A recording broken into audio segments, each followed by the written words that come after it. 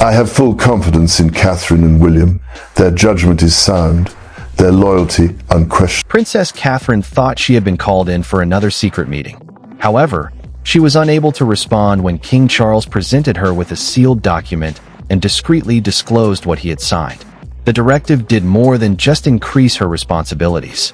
With music, giving her powers no Princess of Wales had received in contemporary royal history, it put her at the center of the monarchy's emergency future. Before delving further into the true implications of this for the royal family, to ensure you don't miss any updates, make sure to subscribe to Music. Charles was aware that the stillness around the table was due to fear. Private talks had taken place at Windsor Castle. However, the fact that just one legal advisor and Catherine William, the king's constitutional secretary, were there made this limited gathering more significant.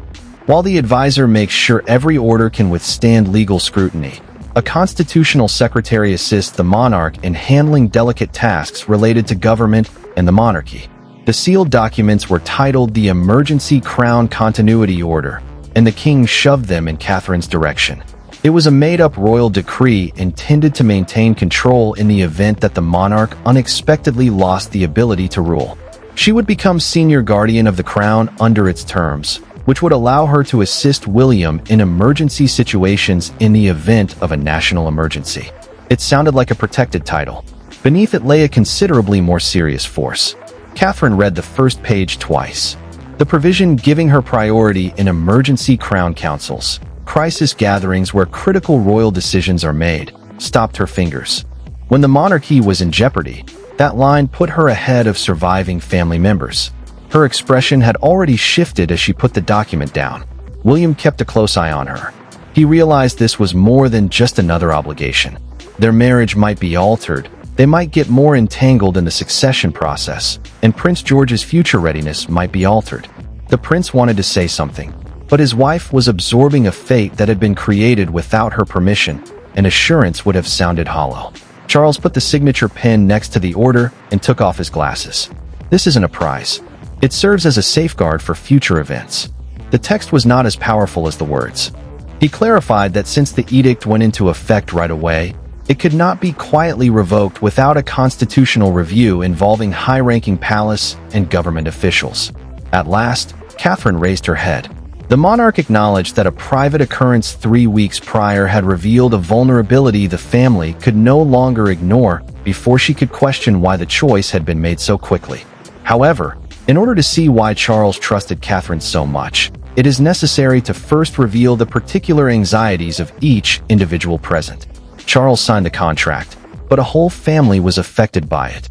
It was a protective act for the king. It served as a warning to William that the crown might come sooner than anticipated. It was a burden that Catherine had never asked for.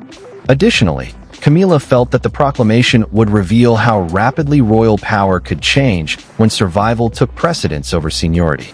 Long after the limited briefing was over, Catherine was still by herself with the unsigned acknowledgement form. Calm planning, family stability, and the conviction that royal duty will progressively expand around her had always been the cornerstones of her public existence. Music, that deliberate tempo was ruined by this order. It required the continuity of the royal state, powers associated with the crown, and the organization that symbolized the monarch's power to be immediately prepared. Without saying anything, William stood close to the doorway and observed her. He had always known that he would rule as king. However, inheritance had previously seemed far away, with music enveloped in ritual and years of planning. The prospect seems more dire now. The future king might be left in charge before either of them felt prepared due to illness, confusion, or national pressure. Looking down at the page, Catherine thought of Louis, George, Charlotte, and music. Every new task meant another gathering, another private discussion, another evening molded by obligation rather than kinship. She was concerned that the kids may gradually come to gauge love by being absent. Her voice was soft but devastating when she finally turned to face her husband. She questioned, "Will they remember us as their parents, or just as people getting ready for the crown?" The prince took some time to respond. He knew that any pledge would be brittle. Charles was aware that the decree had already bound their marriage to an uncontrollable emergency future. At one point, the monarch had intended to give them some time. However, he acknowledged that time was now the one luxury the monarchy might not have, according to a recorded account of the private Windsor discussion. The repercussions were different for Camilla. She was informed through a private palace briefing that Catherine would now be present for emergency continuity sessions where succession issues might be discussed without the queen consort. Music. During a crisis, these briefings were private meetings intended to maintain royal authority. She perceived the exclusion more as a warning that influence was already shifting away from her than as a formality. The true weight of the directive was immediately apparent to Anne. She claimed that the decree was not symbolic in a taped interview with a top courtier. While Charles continued to rule, it established a new center of power around William and Catherine. Then the future monarch learned of something even more alarming. Prior to signing, his father had not conferred with every senior royal. The monarch may have anticipated opposition before the ink had even dried, as evidenced by the purposeful absence. The most shocking thing, then, was not that Charles had acted without warning, but rather that one unsettling royal event had persuaded him that waiting was no longer an option. A private rehearsal inside Buckingham Palace had concluded in an unexplainable hush 3 weeks prior to Catherine receiving the order. What started out as a standard continuity exercise revealed conflict, misunderstanding, and a risky authority vacuum.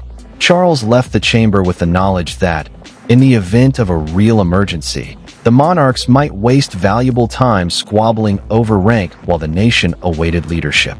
Charles had anticipated punishment when he arrived at the conference. Rather, the fictitious crown continuity rehearsal revealed the vulnerability of the palace response when under duress.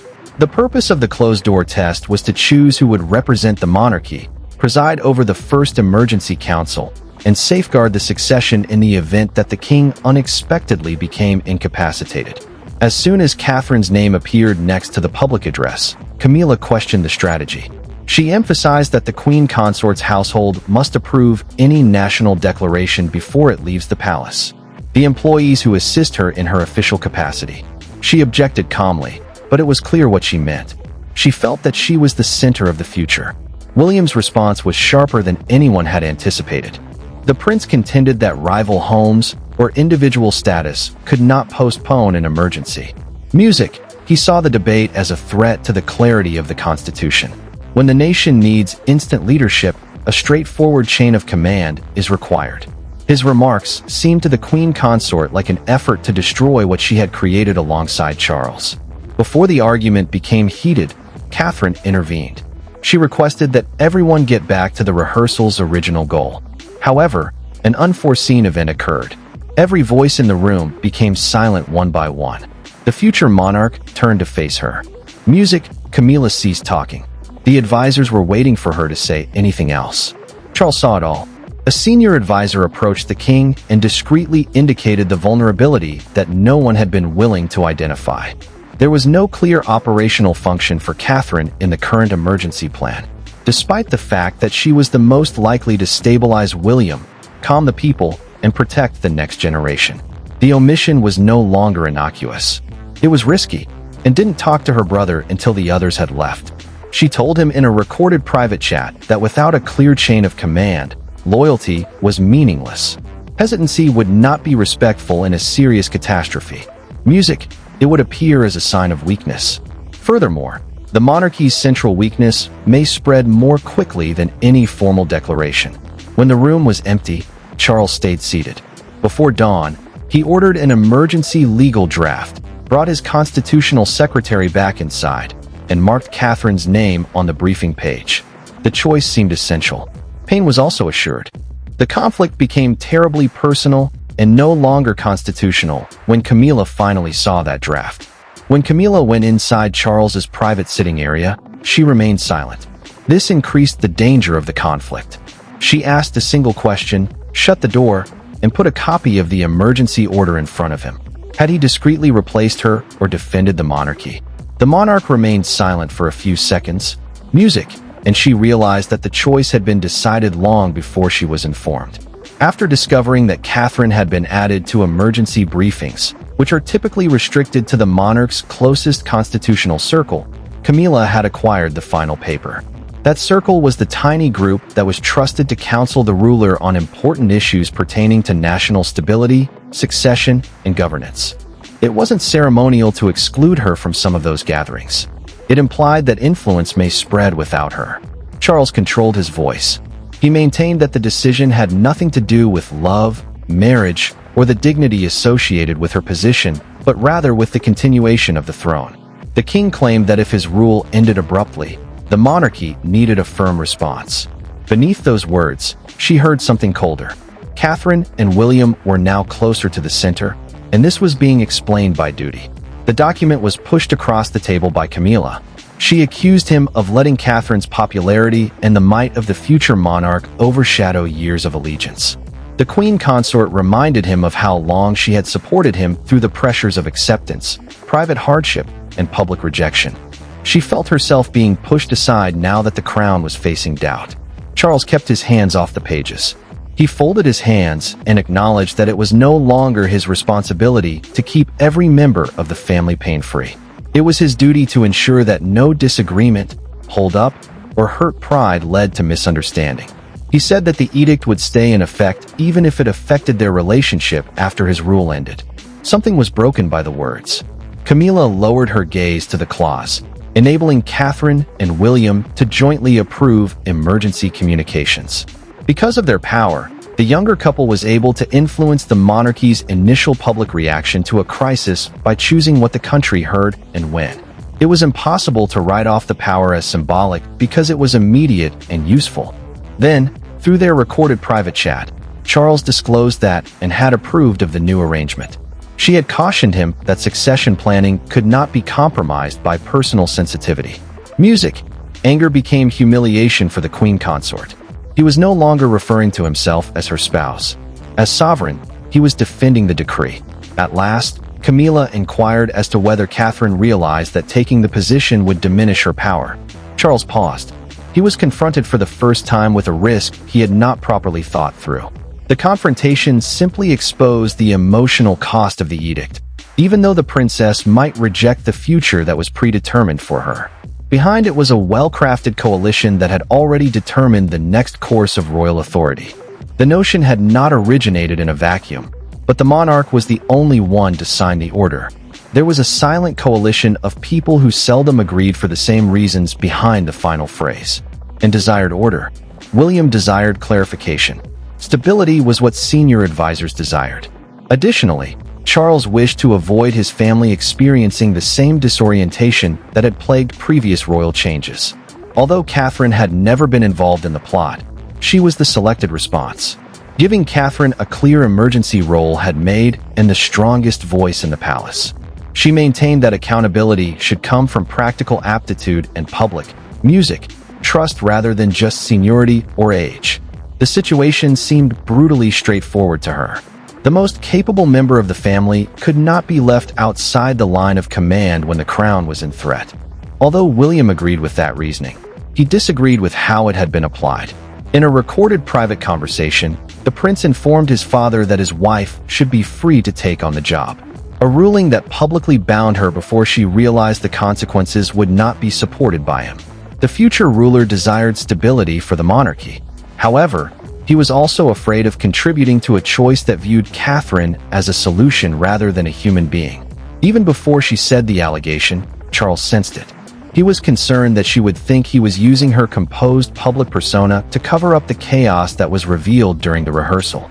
The king was aware that the country could be reassured by her popularity, but popularity did not equate to consent.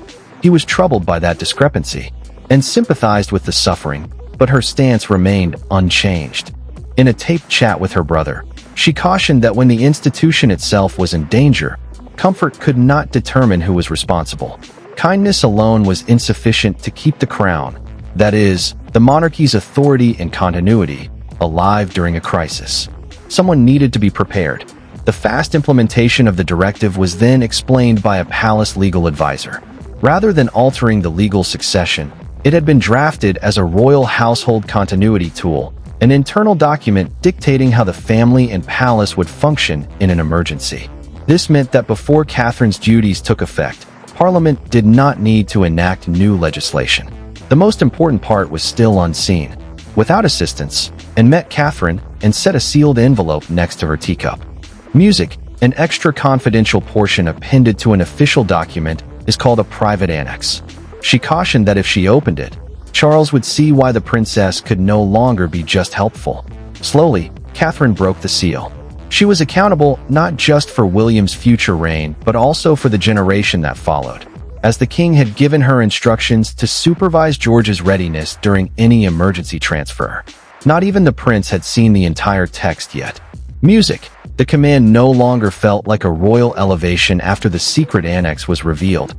Instead, it started to resemble a sacrifice that was already required. Nothing had been made public by the next morning.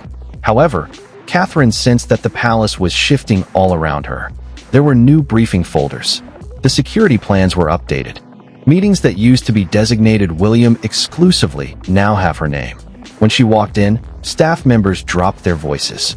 Although the edict had not crowned her, it had already started to cut her off from the life she had known the day before. Before Catherine had even made up her mind about whether or not she wanted the position, she saw her private office change. There was room for emergency communication plans, national security summaries, and constitutional briefings. These were the private documents that senior royals used to get ready to make choices about public stability, government, and the monarch's capacity to rule. The decree was no longer a theory after their arrival. Her time was already being controlled by it. Soon after, William's schedule was subtly connected to hers. Employees at the palace were told to make sure that at least one of them was on hand in case Charles had an emergency. Although the agreement shielded the monarchs from criticism, it put additional strain on their family. Music, an emergency that neither parent could foresee, may now change every trip, school commitment, and private evening. Once more, Catherine gazed at the locked annex. Her life had always involved duty, but now it was accompanied by bitterness. Her composure, loyalty, and public trust had been evaluated by advisors and had stood up for her skills. Her prospects had been enlarged by the king. Music. However, no one had first inquired as to whether she was emotionally prepared to bear the anxiety concealed inside that obligation. The quiet grew intolerable. The new red briefing box was taken from Catherine's desk and brought into William's study. Confidential royal and government documents are kept in a safe case called a red box. When the idea was discussed, she put it in front of him and asked if he had seen a wife or just a future queen. William attempted to soothe her, but the weight of what he had suppressed caused his words to crumble. During their recorded private chat, the prince acknowledged that Charles had conferred with him about giving her a more significant role. He said that he had never seen the secret annex or the final language. Nevertheless, the scheme had been able to proceed because of his quiet. Catherine recited the clause out loud after opening the concealed page. She would take on the role of George's primary protector of continuity in the event of a serious emergency until the future king was able to fully execute royal authority. In the event of a national emergency, the statement meant that she would safeguard the young heir's readiness, stability, and position in the succession. William appeared shaken. Instead of shielding her from uncertainty, he had betrayed her. Music. After closing the box, Catherine decided what to do. She would go up to Charles directly and ask why he had picked her, the one thing the order never clarified. Catherine is forced to have the private discussion that will decide whether or not she accepts the order and rejects the future that Charles has created for her as a result of that terrible question. When Catherine faced Charles once more, there were no senior royals, secretaries, or legal counsel present. There were just two left. A woman is being expected to bear the consequences of a monarch who is afraid of what might happen after him. She didn't inquire about ceremony or status. Why had he picked her? She questioned. His response eliminated all royal terminology related to the edict. It was Catherine who had asked to meet at Windsor. She declined to employ officials, legal notes, or well-crafted words to discuss the decree. She faced a lifelong duty that was required by the Constitution. It was insufficient to maintain the stability of royal power amid a crisis. Music. Additionally, family expectations were insufficient. The man who had sealed her future needed to tell her the truth. Charles paid uninterrupted attention. Then, in their taped private talk, the monarch acknowledged that issuing the order had seemed like transferring his unresolved problems to younger people. The rehearsal had shown something he could no longer ignore, even though he had intended William and Catherine to have more time. In public, the future of the monarchy appeared bright. Fear, pride, and conflicting allegiances continued to threaten the palace. Catherine was equally honest in her response. She was afraid that taking the part would teach George, Charlotte, and Louis that duty, love, and succession were synonymous. She didn't want her kids to think that family intimacy could always wait for the throne or that love had to be earned via sacrifice. Music, the obligation, may both safeguard their future and devour their now. At last, Charles gave an explanation for his decision to pick her. Every top person had battled about authority during the continuity rehearsal. Camilla stood up for her position. William insisted on an explanation. Procedures were guarded by advisors. However, the room became quiet once Catherine spoke. Because she didn't vie for dominance, people paid attention.